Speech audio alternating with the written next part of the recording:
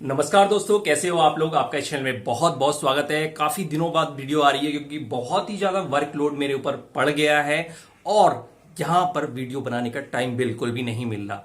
तो मैंने सोचा कि अब मैं इतने दिनों बाद वीडियो लेके आ रहा हूं तो कुछ ऐसा चीज बताऊं जो आपकी हेल्प करेगा आपकी सेल्स को बढ़ाने में, आपका जो चैनल नेटवर्क है उसको बढ़ाने में, एक अच्छा डिस्ट्रीब्यूटर फाइंड आउट करने में ये चीज बहुत हेल्प करने वाली है। आज मैं आपको बताने वाला हूं एक अच्छे डिस्ट्रीब्यूटर का विशिष्ट लक्षण क्या होते हैं। अगर इंग्लिश में बोला जाए, ए गुड डिस्ट्रीब्यूटर कैरेक्टरिस्टिक्स, यानी कि आपको उसे देखते ही पहचान लेंगे, उसका नाम आते ही पहचान लेंगे कि वो एक अच्छा डिस्ट्रीब्यूटर साबित होगा या नहीं होगा।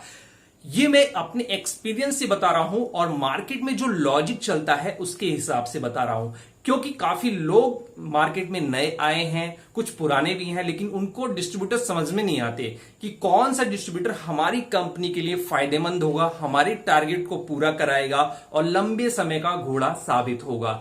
यहां पर काफी लोगों को ये चीज समझ में नहीं आती है। तो मैं आपको ऐसा फॉर्मूला बताने जा रहा हूं जो आपको हेल्प करेगा एक अच्छे डिस्ट्रीब्यूटर की तलाश करने में और एक अच्छे डिस्ट्रीब्यूटर को अपॉइंट करने में, ताकि कंपनी भी आपका नाम याद रखे कि फलाना जो सेल्स वाला है उसने ये डिस्ट्रीब्यूटर अपॉइंट किया था और आज हमारे साथ ये जुड़ा हुआ है, साथ ही हमारी सेल को भी इसने बहुत बढ़ाया है। चलिए दोस्तों, वीडियो सबसे पहले किसी भी डिस्ट्रीब्यूटर का बैकग्राउंड जरूर चेक करना चाहिए। बैकग्राउंड से मतलब बहुत सारी चीजों से होता है, लेकिन हम यहां पर बैकग्राउंड ये देख सकते हैं, क्या उसका जो फैमिली है इसी बैकग्राउंड से आता है, यानी उसके जो पूर्वज हैं, उसकी जो फैमिली के अदर मेंबर हैं वो इसी बिजनेस से जुड़े हुए हैं, डिस्ट्रीब्यूशन के या खुद के व्यापार के बिजनेस से जुड़े हुए हैं या नहीं। दूसरा चीज, कई सारे लोग डिस्ट्रीब्यूटर बनने आते हैं जो अलग इंडस्ट्री से होते हैं, किसान होते हैं, कुछ लोगों ने नौकरी छोड़ी होती है, वो डिस्ट्रीब्यूशन में हाथ आजमाते हैं। तो ये भी देखना बहुत जरूरी है। अगर उसकी फैमिली पहले से इसी बिजनेस में है तो उसके ग्रोथ होने के चांसेस बहुत ज्यादा होते हैं, फेलियर के चांसेस बहुत कम होते हैं, क्योंकि उसका जो परिवार होता है, उसका जो रिश्तेदार होते हैं, वहां पर रिस्पॉन्सिबिलिटी या दबाव ऐसा बढ़ जाता है कि वो उसी लाइन में आगे ग्रोथ करता है, क्योंकि उसके पास कुछ और ऑप्शन नहीं होता है। लेकिन जो दूसरी इंडस्ट्री से आते हैं, दूसरे जगह से आते हैं, वो लोग ग्रोथ नहीं कर पाते क्योंकि उनको वो बेसिक फॉर्मूले पता नहीं होते हैं जो हमें हमारे फैमिली से मिलते हैं ऑटोमेटिक। ठीक है, तो एक अच्छा बैकग्राउंड इस तरह से आप तलाश सकते हैं कि क्या ये जो डिस्ट्रीब्यूटर है वो लंबी रेस का घोड़ा साबित होगा या नहीं। उसके बैकग्राउंड को देख के आप पहचान सकते हैं। दूसरा जो अच्छा गुण है एक डिस्ट्रीब्यूटर का, वो है टाइम मैनेजमेंट।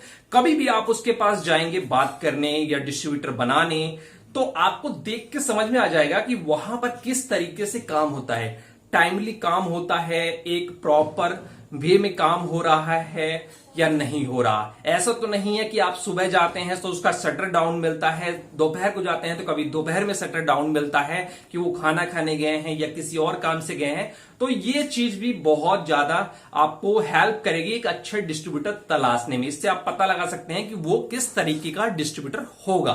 तीसरी जो चीज है, किसी भी डिस्ट्रीब्यूटर को अपॉइंट करने से पहले इंफ्रास्ट्रक्चर पर बहुत ध्यान देना चाहिए।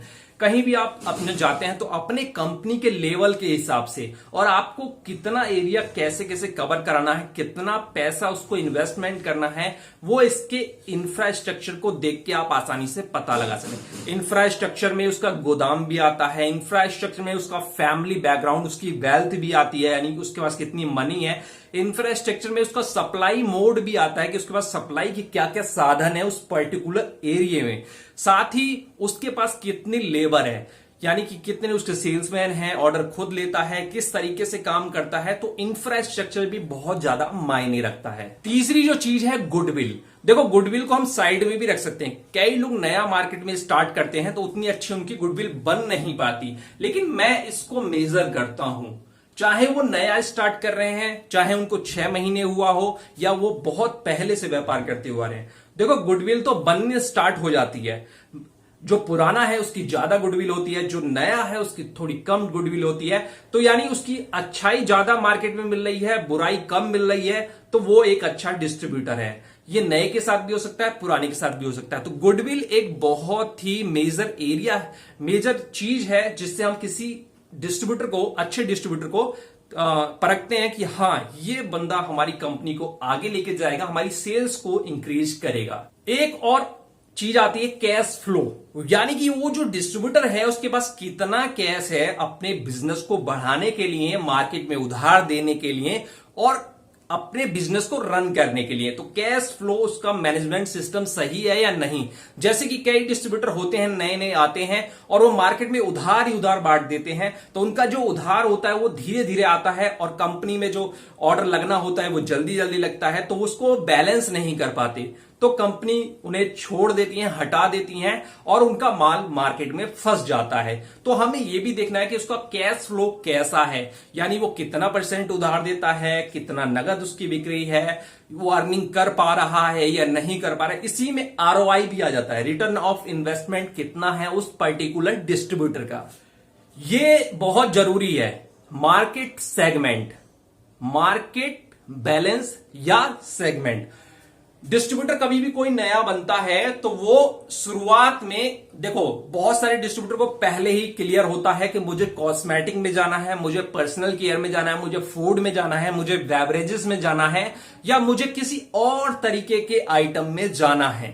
ठीक है, फिर उसी हिसाब से वो रिसर्च करता है, उसी हिसाब से वो कस्टमर बनाता है और उसी हिसाब से ग्रोथ करता है।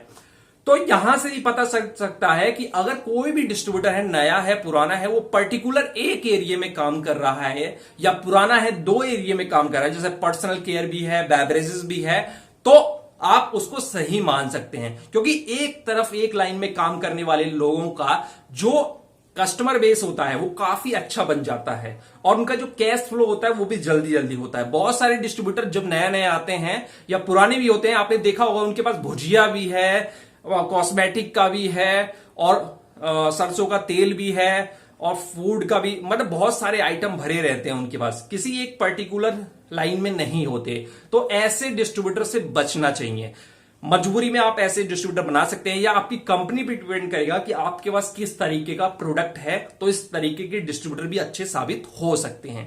अब आता है कंपनी टाइप। देखो इसको मैं लास्ट में इसलिए बोल रहा हूं कि वैसे तो मार्केट में जब जाओगे ना तो लोग कंपनी से ही किसी अच्छे डिस्ट्रीब्यूटर की पहचान करते हैं कि इसके पास नेस्ले है, इसके पास डाबर है, इसके पास फलाना ये कंपनी है, ये अच्छी कंपनी है, तो ये एक स्ट्रांग डिस्ट्रीब्यूटर होगा। लेकिन मैं इसको लास्ट में देखो, लास्ट में करके देखो। पहले ये जो सारी चीजें बताई हैं वो चीज देख लो, फिर लास्ट में देखो कंपनी कौन सी है।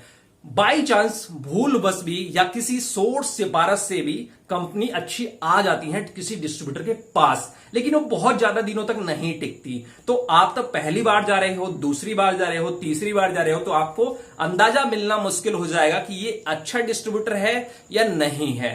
तो कंपनी टाइप से भी काफी चीजें पता चलती है कि उसके पास पर्टिकुलर किस कंपनी का प्रोडक्ट है, किस कंपनी की एजेंसी है, कितने दिनों से वो उसको कर रहा है, कितने दिनों से उसकी सर्विस है, return of investment particular company का कितना है, किस कंपनी पर ज्यादा ध्यान देता है, किस कंपनी पर कम देता है। तो यहां से भी आप उसका इंटरेस्ट फाइंड आउट कर सकते हैं कि आपकी कंपनी का अगर वो एजेंसी लेगा तो कितने मन से काम करेगा, कितने डेडिकेशन से काम करेगा। अच्छे डिस्ट्रीब्यूटर जिनके पास अच्छी कंपनियां होती हैं तो जरूरी नहीं है कि वो आपके प्रोडक्ट के लिए अच्छा निकले, इसीलिए ये सारी चीजें आपको खुद एनालिसिस करनी होती हैं और इसके लिए आपको अलग से 1-2 महीने नहीं मिलते।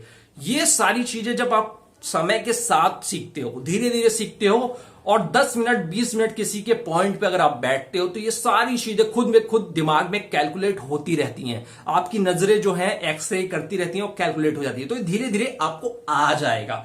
लेकिन ये सारी चीजें होती हैं एक गुड डिस्ट्रीब्यूटर कैरेक्टरिस्टिक, यानी किसी भी अच्छे डिस्ट्रीब्यूटर के लक्षण कि वो कितनी लंबी रेस का घोड़ा साबित होगा, कितना मेरा टारगेट करेगा, कितने डेडिकेशन से काम करता है, इसका बिजनेस ग्रो होगा या नहीं होगा, चलेगा या नहीं चलेगा, मार्केट में मेरी एक्सपायरी तो नहीं ज्यादा रुक जाएगी, या मार्केट में ये बीच में दम तो नहीं तोड़ देगा, या कम ऑर्डर बाद में दिक्कत परेशानी आती है टारगेट में वो तो नहीं करेगा। ये सारी चीजें आप पहले ही फाइंड आउट कर सकते हैं। इसीलिए अच्छा डिस्ट्रीब्यूटर बनाइए, ठीक है, जल्दी जल्दी डिस्ट्रीब्यूटर अगर चेंज करेंगे तो वो उस एरिया को पूरी तरह से तहस नहस कर देगा और आपके बारे में नेगेटिव खबर डिस्ट्रीब्यूट कर देगा।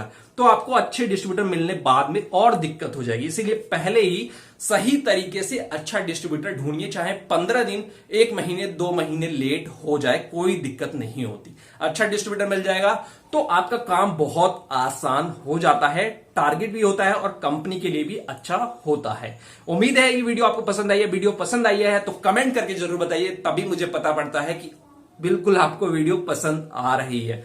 और रेगुलर अब वीडियो आती रहेंगी, बने रहिए हमारे साथ, इसी तरह से और तरक्की कीजिए।